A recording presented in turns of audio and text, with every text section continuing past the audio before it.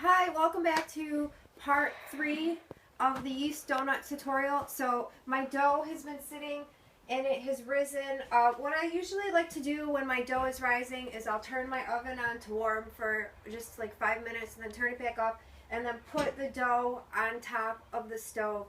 And that way it keeps it warm and the warmth helps it rise. So my dough has risen and now I'm going to uncover it and turn it out and roll it out and cut it. So what you're going to need for this is just a flour to dust your surface, a surface mat, like a rolling mat that I have out here. You don't have to have one.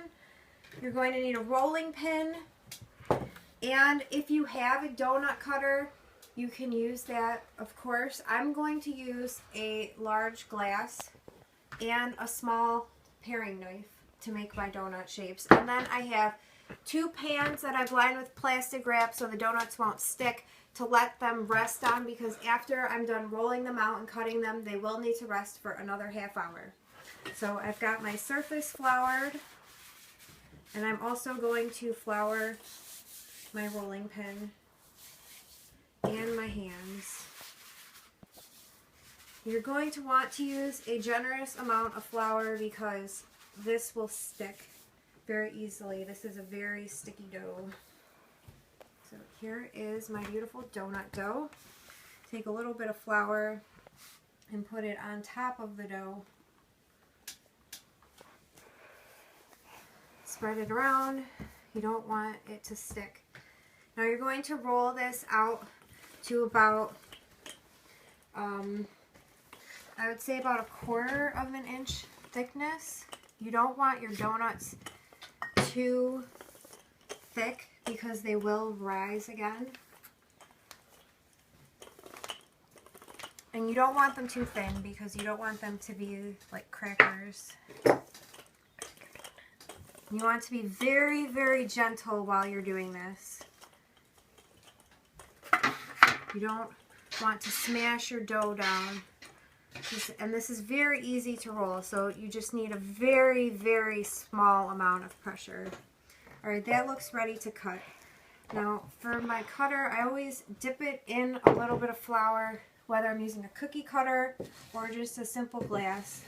I dip it into the flour so it doesn't stick. So I'm going to cut the donuts.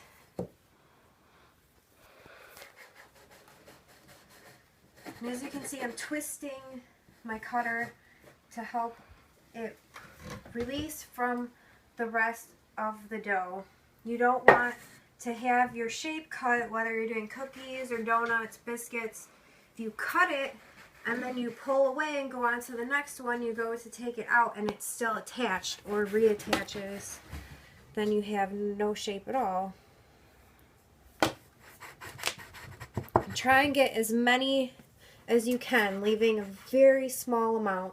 I will knead and roll this dough out again, but the first batch of cutting is always the best.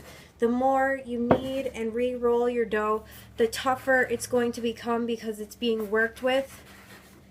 And for most doughs, unless you're making a layered biscuit or maybe a phyllo dough, there's a lot of different kinds of doughs, but for most cookies and confection things, you don't want to overwork your dough. That's the worst thing that you can do for it.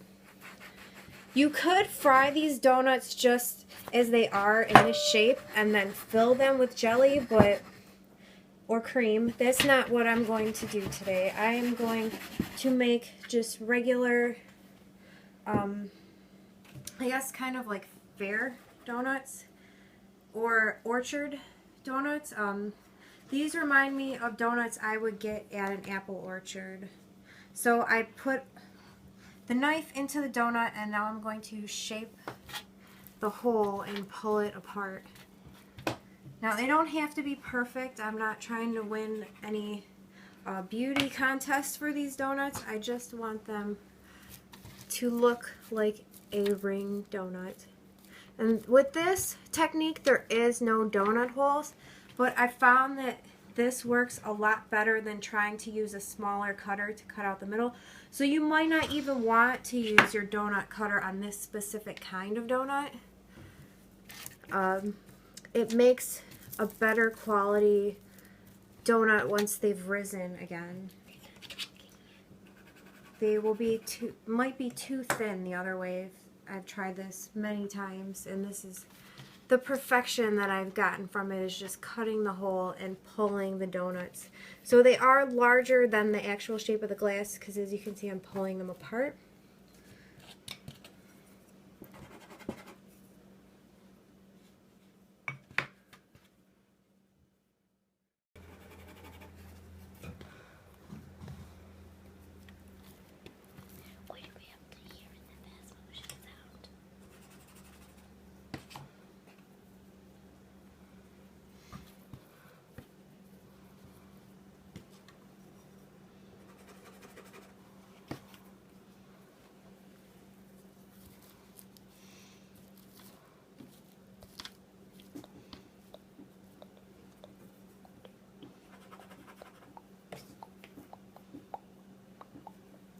Sometimes you might have to break it open with your fingers, and that is okay. Just want to make sure that you pull it so you have a large enough hole, because when they rise, I found that I had that problem too when I first started making these, that they would rise and the hole would be gone. So you want a generous hole on these. You want them to be very large.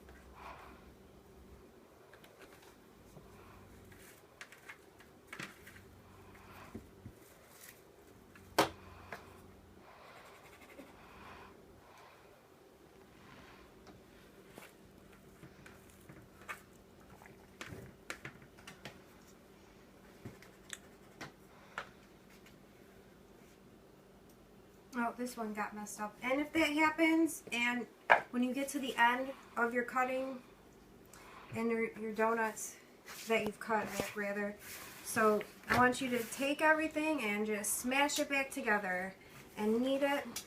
Press with your thumb, not with your thumb, but the palm of your hand, the bottom of your palm, and turn, press, and turn it, and knead it just a couple times. Do not over press it. You're not getting in like a wrestling match with this donut dough. Again, you want to be as gentle as possible with it. You don't want an overworked donut. It will, when it comes out, it won't be flaky or like fluffy.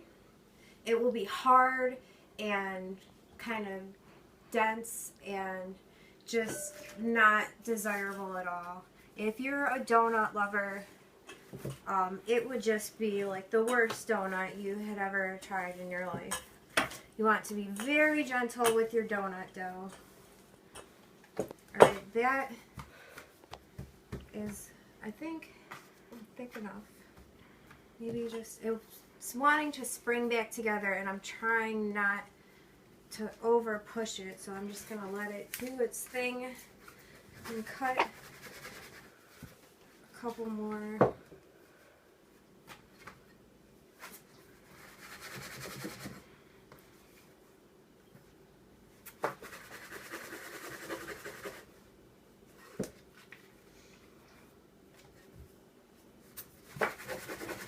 Typically, I make these donuts in the fall because, like I said, it reminds me of apple orchard donuts, and living in Michigan there are apple orchards almost at every corner like it was a restaurant.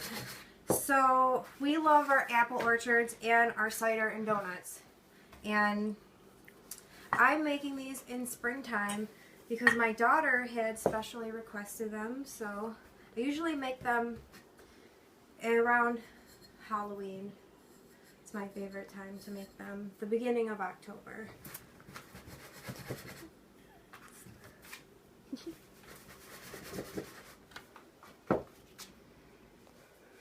Alright, because this would be okay,